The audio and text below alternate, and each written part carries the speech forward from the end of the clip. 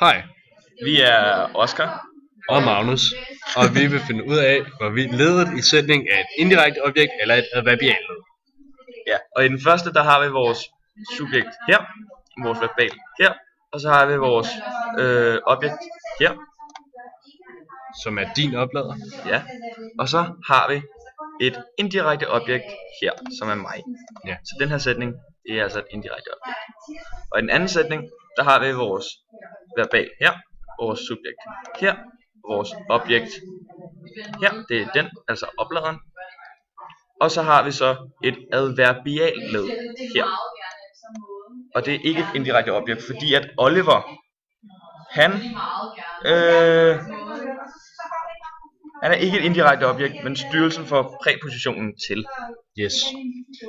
Og her i den anden sætning, så har vi så vores verbal, som er fortalte, vores subjekt, som er hun, og objektet hele historien, altså hun fortalte hele historien, og så til alle pigerne, som er vores adverbialled, da alle pigerne er styrelsen til vores præposition til.